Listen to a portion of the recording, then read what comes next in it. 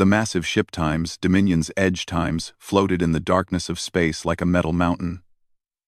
Inside its command center, the most powerful beings in the galaxy gathered around a glowing table. The Kethmori Supremacy Council had not met like this in over 200 years. But then again, no species had been foolish enough to ignore their commands for that long. High Admiral Zethkar stood at the head of the table, his forearms folded behind his back. His purple skin gleamed under the bright lights, and his 3 eyes focused on the holographic display showing a small blue planet, Earth, the home of the humans. Fellow council members, Zethkar began, his voice deep and commanding. We face an unusual situation. The human species continues to refuse our generous offer of protection. They have ignored 3 separate ultimatums. They will not leave their primitive world to make room for our mining operations. Council member Vorth Tai, an ancient being whose skin looked like gray stone, leaned forward. How is this possible? Do they not understand who we are? We have conquered 1,000 worlds. We have destroyed entire civilizations that dared to oppose us. Perhaps they are simply too primitive to understand, suggested another council member.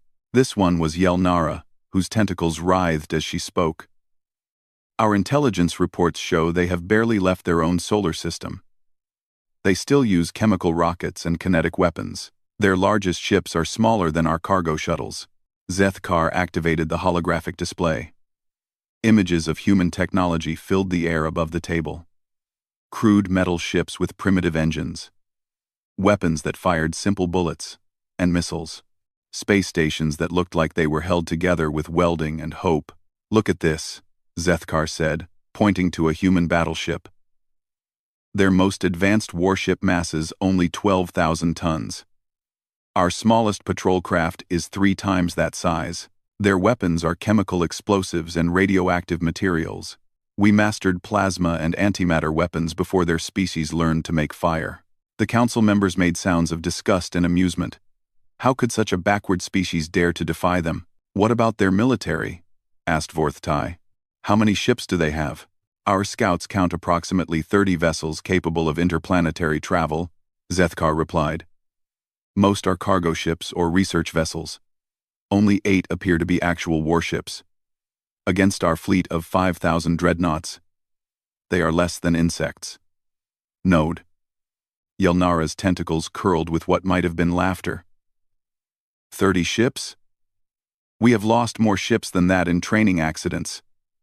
This is not a military force. This is a joke. Zethkar brought up tactical projections on the display. Red symbols showed Kethmori fleet positions. Tiny blue dots marked human defenses. The difference was so vast it was almost embarrassing. Our military analysts have run complete simulations, Zethkar continued. Human resistance will collapse within 6 to 8 standard hours, once we begin orbital bombardment. Complete pacification should be achieved within 12 hours.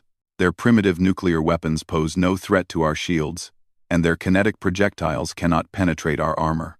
Why waste time with analysis? Growled Mortek, the youngest council member. His red scales flickered with impatience. Let us simply glass their planet from orbit and be done with it. We have mining schedules to keep. The resources, Zethkar reminded him. Earth contains rare elements we need for our expansion. The planet itself is valuable. We want to take it intact, not turn it into radioactive dust. Besides, a quick demonstration of our power will serve as a lesson to other primitive species who might consider defying us. Vorth Tai nodded slowly. A wise approach. But how large a fleet do we send? Surely not the entire armada for such a minor threat. Zethkar smiled, showing his sharp teeth. 50 ships. A single battle group should be more than sufficient. Any more would be wasteful overkill. We are not fighting a war here. We are performing pest control. The council members exchanged glances. 50 ships was indeed a tiny fraction of their total fleet. But against 30 primitive human vessels, it seemed like using a plasma cannon to kill a bug. I volunteer to lead this operation, Zethkar said. It will take 1 day to travel to their system, a few hours to destroy their defenses. Then we can begin extraction operations. The humans will surrender quickly once they see what real military power looks like. Approved, said Vorthtai. But remember, Admiral, we want this done cleanly. Minimum damage to the planet's surface. These humans have shown they can be stubborn, but they are not stupid. Once they see a few of their ships destroyed, they will understand the futility of resistance. Zethkar bowed his head. Understood, Council Leader. I will make this demonstration swift and decisive. The humans will learn their place in the galaxy. As the council meeting ended, the members filed out of the command center. They spoke quietly among themselves, already discussing mining operations and resource allocation. To them, the human problem was already solved. 50 Kethmori warships against 30 human vessels was not a battle. It was an execution. Zethkar remained behind, studying the tactical displays. His 3 eyes focused on the small blue planet that dared to defy the galaxy's greatest empire. He had conquered dozens of worlds in his long career. He had seen species far more advanced than the humans crumble before Kethmori might. The humans would be no different. Their primitive weapons and crude technology would provide no protection against plasma beams and quantum torpedoes. Their small ships would be vaporized before they could even fire a shot. Within hours, the blue planet would surrender, and another species would learn to bow before Kethmori supremacy. He began issuing orders to his fleet commanders. 50 ships would gather at the staging point. They would enter human space with overwhelming force and end this embarrassing situation quickly. The humans had been given every chance to surrender peacefully. Now they would learn what happened to species that defied the Kethmori supremacy. After all, what could 30 primitive ships possibly do against the galaxy's most powerful military force? The space around Earth's outer rim shimmered like water, then tore apart as 50 massive ships emerged from hyperspace. The Kethmori fleet materialized in perfect formation, their dark hulls bristling with weapons that could level continents. Each dreadnought was over 2 kilometers long, their plasma cannons glowing with barely contained energy. High Admiral Zethkar stood on the bridge of his flagship, gazing at the primitive solar system through the main view screen. The third planet from the star looked so small and vulnerable, hard to believe such a tiny world could house a species arrogant enough to ignore the Kethmori supremacy. Admiral, reported his communications officer, we are detecting approximately 30 human vessels in the system. Most appear to be concentrated around their homeworld and several space stations. As expected, Zethkar replied, begin scanning their defenses. I want a complete analysis of their weapons and shields before we proceed. The bridge crew worked efficiently, their instruments probing every human installation. The results appeared on Zethkar's display screen, confirming everything their intelligence had reported. Chemical rockets, kinetic projectiles, nuclear warheads that would barely scratch Kethmori armor plating. Sir, the tactical officer announced, human vessels are taking defensive positions around their planet. But they are not retreating to the far side of their world. They appear to be advancing toward us. Zethkar's 3 eyes narrowed. Advancing? Surely you mean they are attempting to flee? No, sir. Long-range sensors confirm they are moving in our direction. All 30 vessels have left orbital positions and are proceeding toward the edge of their system. This was puzzling. Every species the Kethmori had conquered showed the same pattern. When faced with overwhelming force, they either surrendered immediately or retreated to defensive positions around their homeworld. They did not charge directly at a superior enemy fleet. Perhaps they wished to surrender in person, suggested the communications officer. Some primitive species believe face-to-face submission shows more honor. Open a channel, Zethkar commanded. Let us give them the opportunity to surrender with dignity. The main screen flickered, then showed the bridge of what appeared to be a human space station. The image quality was poor by Kethmori standards, but clear enough to see an elderly human male in some kind of military uniform. He had gray hair and calm eyes that seemed far too relaxed for someone facing imminent destruction. I am High Admiral Zethkar of the Kethmori supremacy, Zethkar announced, his voice carrying the authority of 1,000 conquered worlds. You are Admiral? Chen Wei, the human replied simply. Commanding Officer of Frontier Defense Station. Can I help you with something? The casual tone caught Zethkar off guard. This human spoke as if they were discussing the weather, not the fate of an entire species. Admiral Chen Wei, you and your species have repeatedly ignored lawful orders from the Galactic Council. You have been commanded to evacuate your system to allow proper resource extraction. Instead, you have chosen defiance. Admiral Chen nodded thoughtfully. Yes. We received those messages. Interesting reading. Then you understand your situation, Zethkar continued. I have come with 50 warships to enforce Council decree. Your entire fleet consists of 30 primitive vessels. Your weapons technology is centuries behind galactic standards. You have no shields capable of stopping our plasma weapons. Surrender now, and your species will be relocated to suitable worlds where you can live under galactic protection. Admiral Chen appeared to consider this offer carefully. Behind him, other humans moved calmly about their duties, showing no signs of panic or fear. This was unusual. That is indeed a generous offer, Admiral Chen finally replied. However, after careful consideration, we must respectfully decline. Silence filled the bridge of Zethkar's flagship. His officers stared at their instruments, unsure they had heard correctly. The human had just refused surrender while facing a fleet 50 times larger than his own. Admiral Chen, Zethkar said slowly, perhaps you do not fully understand your situation. You have 30 ships. I have 50. Each of my vessels outmasses your largest ship by a factor of 10. Our weapons can destroy your entire fleet from beyond the range of your most powerful cannons. I understand completely, Admiral Chen replied. 50 ships is quite impressive. You clearly put considerable thought into this operation. There was something about the human's tone that bothered Zethkar. The old man spoke with the confidence of someone who held all the cards, not someone facing overwhelming odds. It made no sense. Very well, Zethkar announced. You have 1 standard hour to reconsider. After that time, I will demonstrate the consequences of defying the Kethmori supremacy. I suggest you use this time wisely. Thank you for the extra time, Admiral Chen said pleasantly. We will indeed use it wisely. Please proceed with your demonstration whenever you feel ready. The transmission ended, leaving Zethkar staring at a blank screen. His bridge officers exchanged confused glances. In 200 years of Kethmori expansion, no species had ever responded to overwhelming force with such casual dismissal. Admiral, the sensor officer reported. The human vessels continue advancing toward our position. They show no signs of slowing or changing course. Their trajectory will bring them within weapons range in approximately 57 minutes, added the tactical officer. Zethkar studied the sensor readings. 30 small ships approaching his massive fleet. It was like watching insects fly toward a flame, but something felt wrong about the entire situation. Run another scan of their vessels, he ordered. I want to know exactly what we are facing. The results came back identical to previous reports.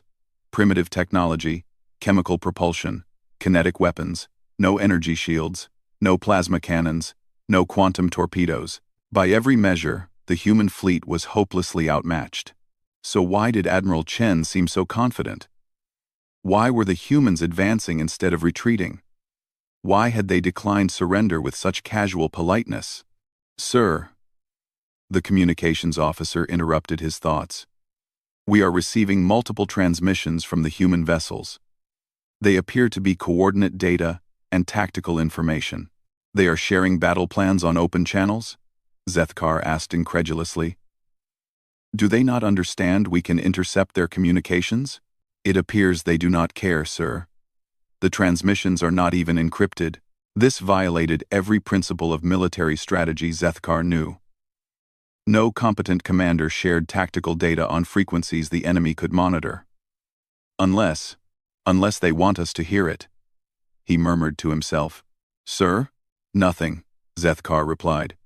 Continue monitoring their transmissions. I want to know what these humans think they are doing. As the minutes ticked by, Zethkar found himself increasingly troubled by the human response. Every instinct developed over decades of warfare told him something was wrong.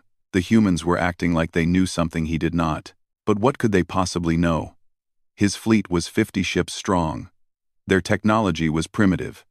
His victory was mathematically certain. The hour was almost up. Soon he would find out what foolish plan the humans had developed to face impossible odds. Whatever it was, it would not matter. 50 Kethmori dreadnoughts would turn their tiny fleet into floating debris within minutes. Admiral Chen Wei and his confident smile would learn what happened when primitive species dared to defy the galaxy's greatest military power. The hour passed with agonizing slowness. High Admiral Zethkar watched his tactical display as 30 human ships continued their advance toward his fleet. They moved in loose formation, nothing like the precise battle lines used by civilized species. Their approach seemed almost random, chaotic even. Human vessels now within extreme weapons range, reported the tactical officer.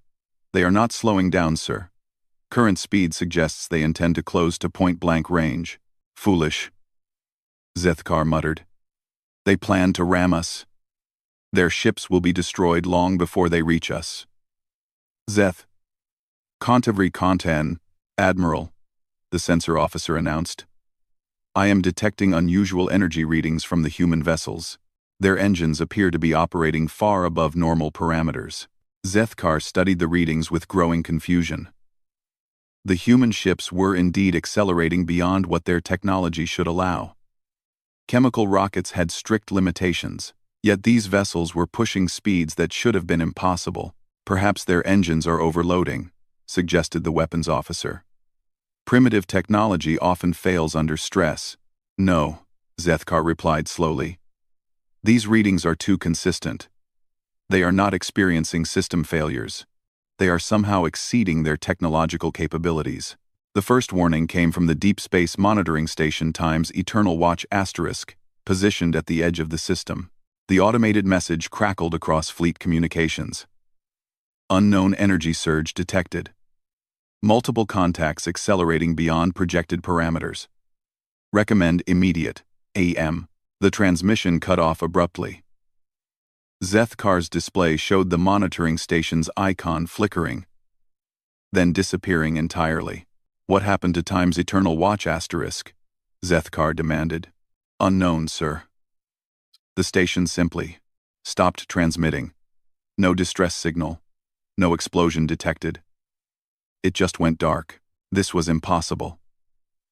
The monitoring station was automated, heavily shielded, and positioned well beyond the range of primitive human weapons. There was no way 30 small ships could have destroyed it without his fleet detecting the attack. Sir. The tactical officer's voice carried a note of alarm. Human vessels are changing formation. They appear to be separating. On the display, the 30 human ships spread apart in a complex pattern.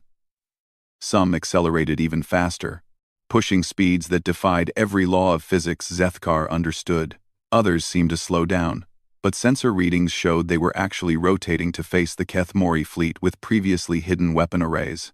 Those are not cargo ships, Zethkar realized with growing dread.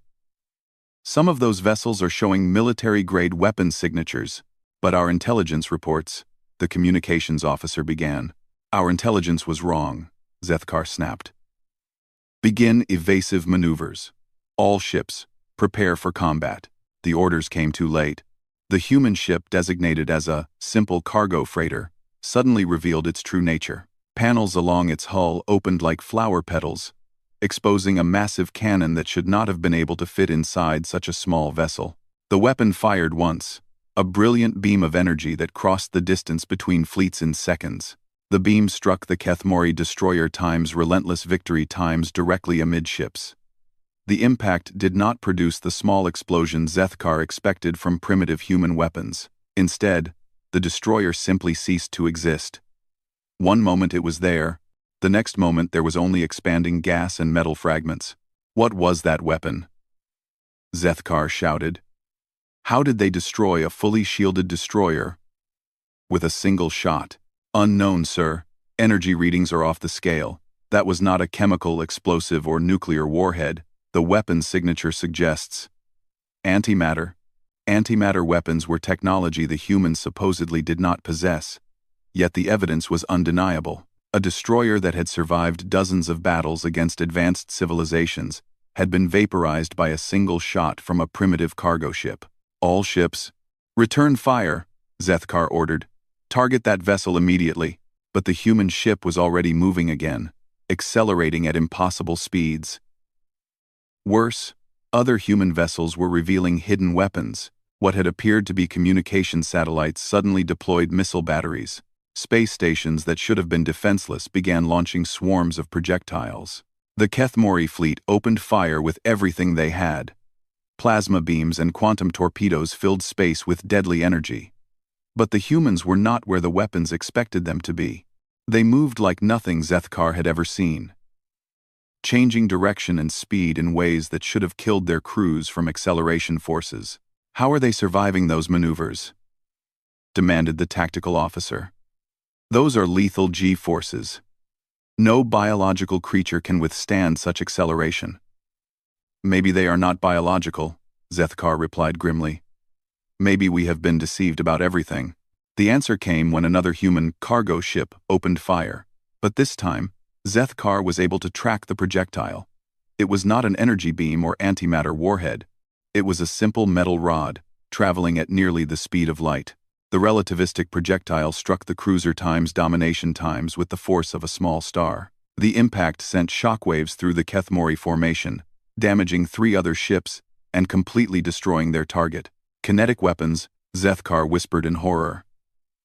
They are using kinetic weapons as relativistic projectiles. But that requires incredible precision and timing. How are they calculating trajectories at these speeds? Sir, we are receiving targeting data from human vessels. They appear to be sharing firing solutions on open channels. Zethkar stared at the tactical display as the terrible truth became clear. The humans were not sharing battle plans where his fleet could intercept them. They were coordinating their attacks with mathematical precision that exceeded even Kethmori computers. Every shot was calculated. Every maneuver was planned. Every target was selected for maximum damage. This was not primitive technology. This was something far worse. This was advanced warfare disguised as primitive technology. Admiral, the sensor officer reported with barely controlled panic. I am detecting massive energy buildup from the human space stations. They appear to be charging some kind of massive weapon system. What kind of weapon? Unknown, sir. But power levels suggest planet killer class weaponry.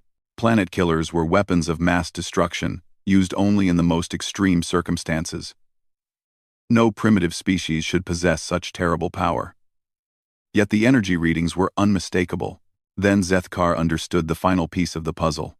The humans had not been ignoring Kethmori ultimatums out of ignorance or stubbornness. They had been preparing. For years, possibly decades, they had been studying Kethmori technology and tactics. Everything they built had been designed specifically to fight this exact battle. The primitive ships were optimized anti-capital ship weapons. The weak engines were actually fusion torches capable of incredible acceleration.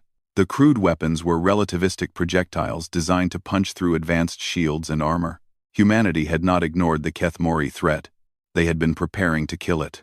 All ships, emergency withdrawal, Zethkar commanded. Retreat to minimum safe distance and request immediate reinforcements. But even as he gave the order, Zethkar knew it was too late. The humans had planned for this moment. They would not allow the Kethmori fleet to escape and warn others about human capabilities.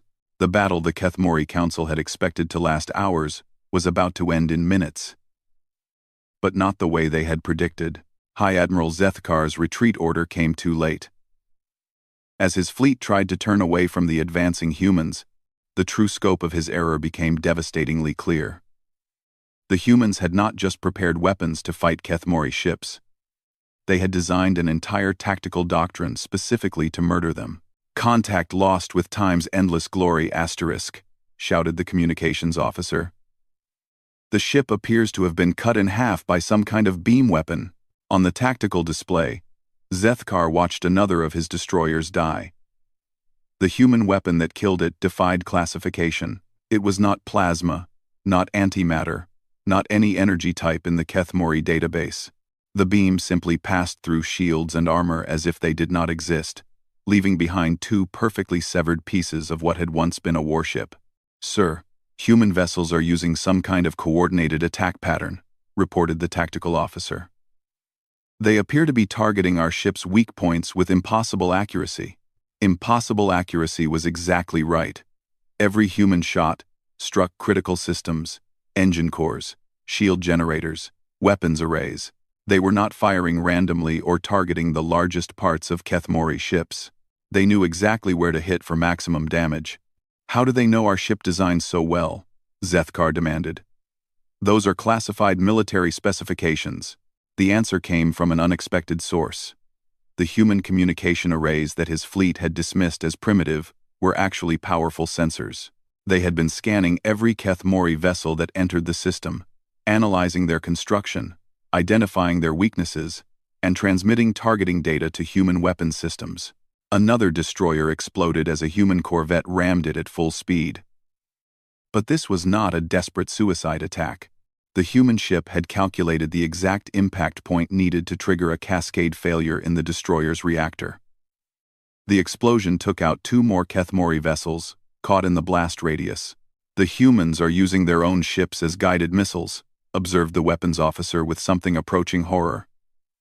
"What kind of species fights like this?" Zethkar was beginning to understand what kind of species fights like this. The kind that had studied every aspect of Kethmori warfare and developed specific counters for each threat. The kind that built their entire military specifically to kill anyone who threatened their world. "Sir," the sensor officer's voice cracked with stress. "Human space stations are firing. Multiple projectiles incoming. Estimated impact in 30 seconds. The projectiles appeared on the display as simple dots, moving at speeds that should have been impossible for chemical propulsion. Then Zethkar realized these were not missiles or torpedoes. They were massive chunks of metal accelerated to relativistic speeds by weapons disguised as cargo launchers. Evasive maneuvers. All ships scatter formation.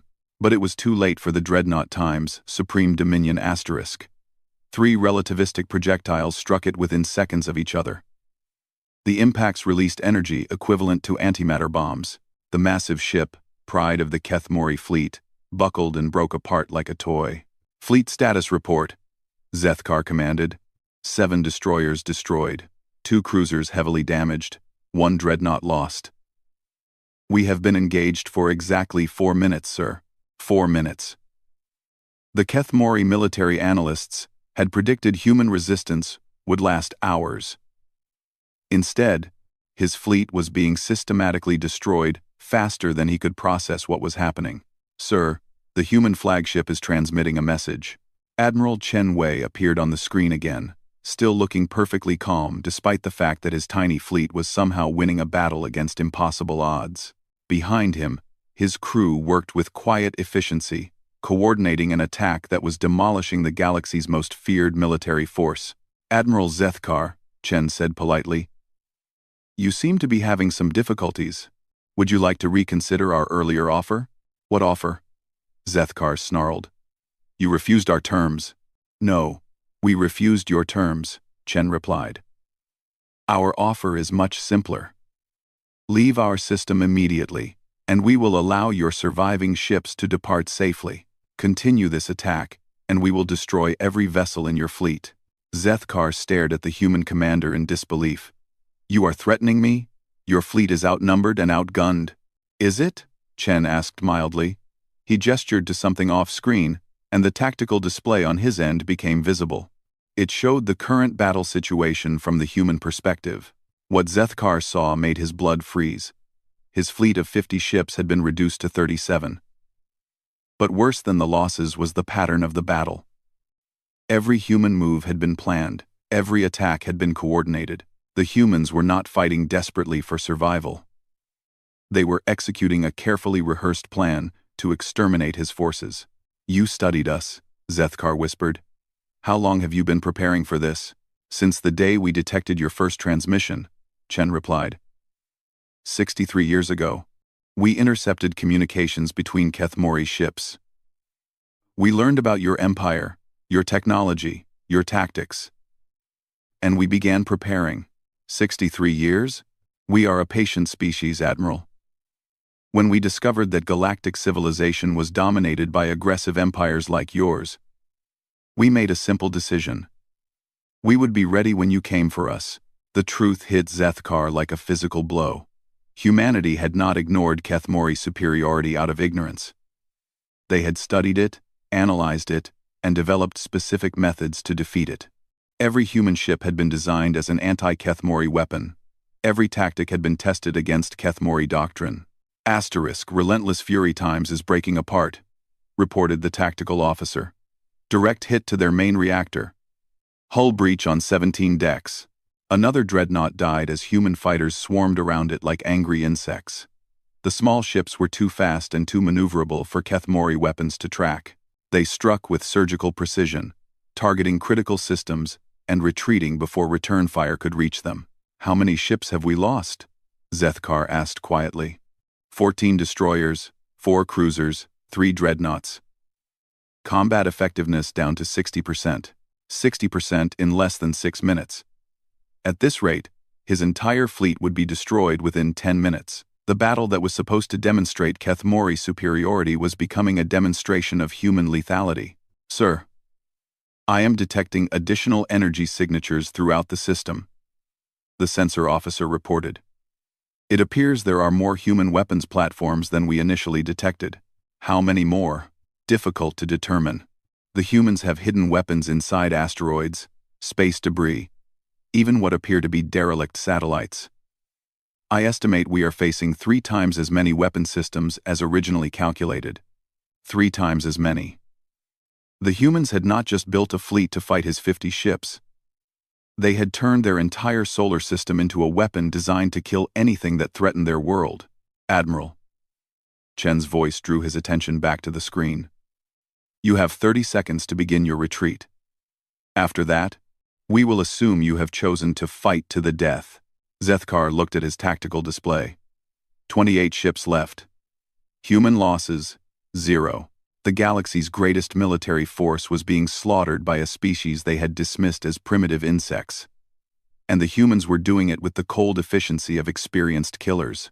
All ships, Zethkar said quietly. Begin emergency withdrawal. Maximum speed to the hyperspace limit. As his remaining vessels fled toward the edge of the system, Admiral Chen's final words followed them. Thank you for the demonstration, Admiral. It was most educational.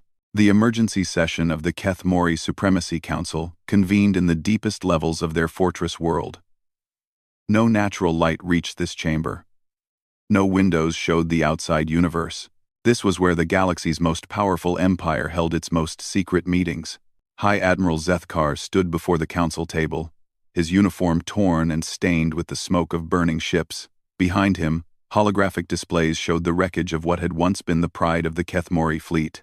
Twisted metal drifted through space around Earth, the remains of 37 warships destroyed in less than 15 minutes.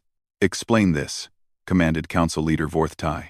His ancient voice carried centuries of authority. But for the first time in his long life, it also carried fear. Explain how 50 of our finest ships were destroyed by 30 primitive vessels. Zethkar activated the battle recordings. The council watched in silence as human ships moved with impossible speed and precision. They saw dreadnoughts die from single shots. They witnessed destroyers cut apart by unknown weapons. They watched the systematic destruction of everything they thought they knew about warfare. The humans were not primitive, Zethkar said quietly. We were wrong about everything. Their technology, their tactics, their intentions. We walked into a carefully prepared trap that had been 60 years in the making. Council member Yel Nara's tentacles writhed with agitation. 60 years? How could they prepare for us for 60 years without our knowledge? They intercepted our communications decades ago. Every transmission between Kethmori ships taught them something new about our technology and methods. While we assumed they were cowering in ignorance, they were studying us like laboratory specimens. The recordings continued to play. Council members watched human fighters swarm around massive Kethmori vessels like predators attacking prey. They saw relativistic projectiles tear through shields designed to stop any known weapon. They witnessed the death of ships that had conquered hundreds of worlds.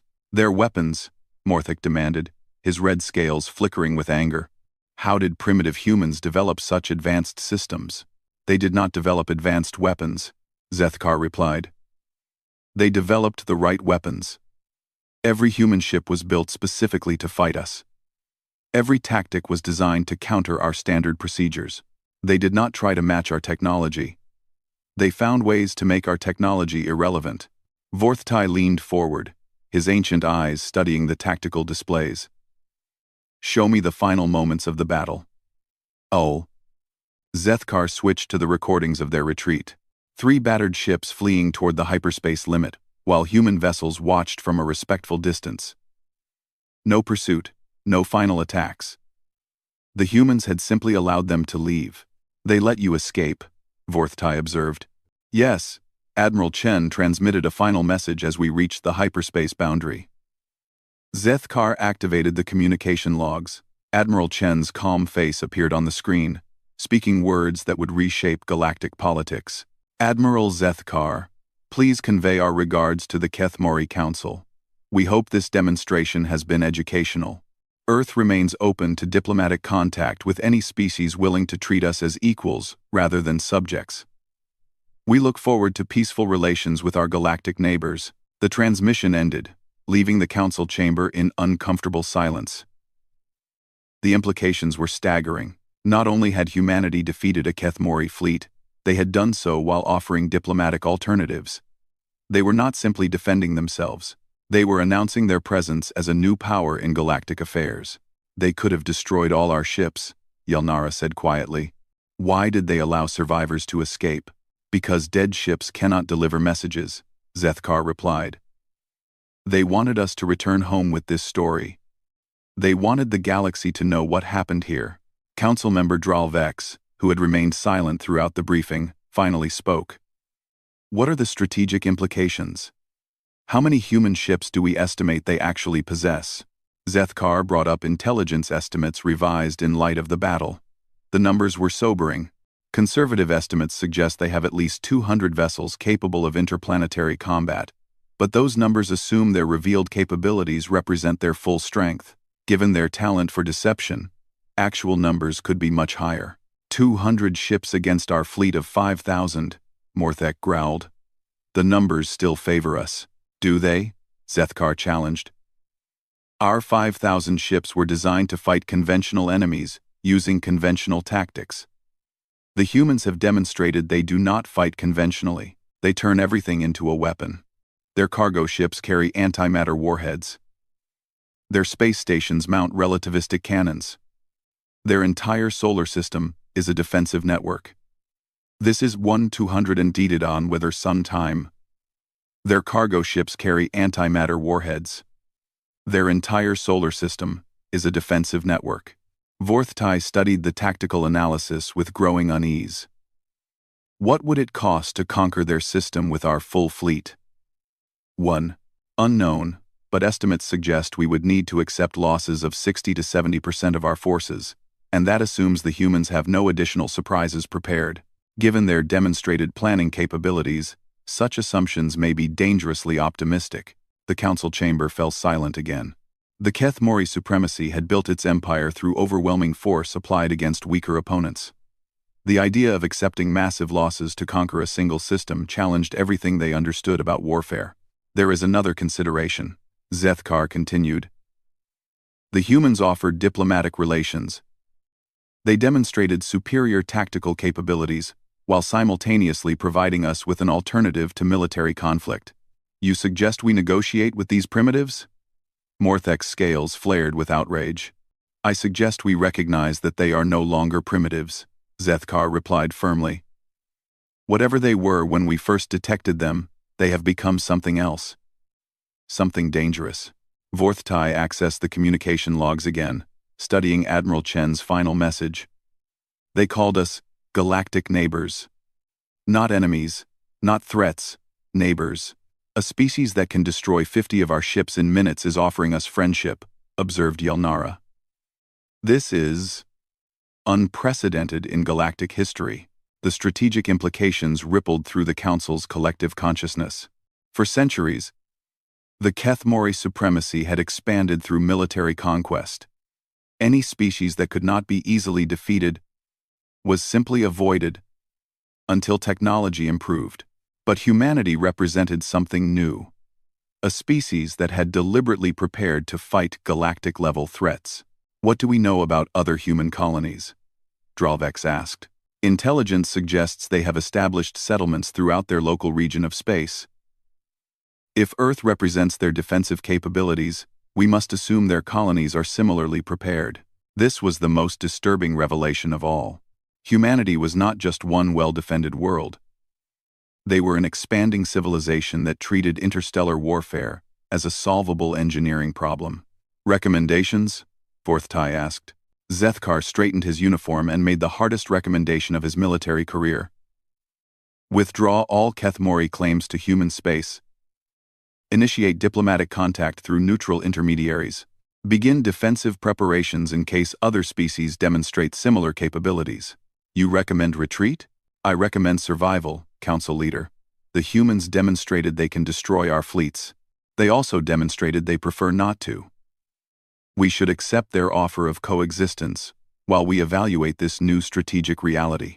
Vorthtai considered the recommendation while studying the battle recordings one final time. 30 human ships had destroyed 60% of a Kethmori battle fleet in less than 15 minutes.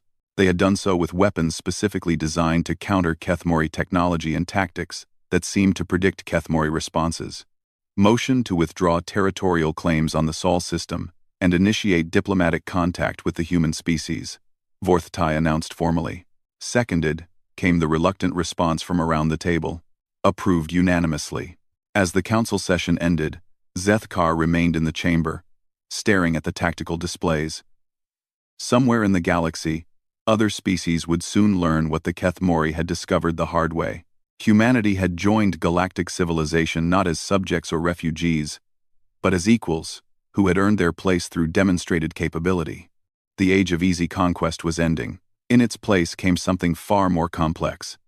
A galaxy where species like humanity could appear without warning, armed with the tools and knowledge needed to defend themselves against any threat. Admiral Chen Wei had been right about one thing. The demonstration had indeed been educational. The lesson was simple. Never underestimate a species that has been preparing to kill you since the day they learned you existed.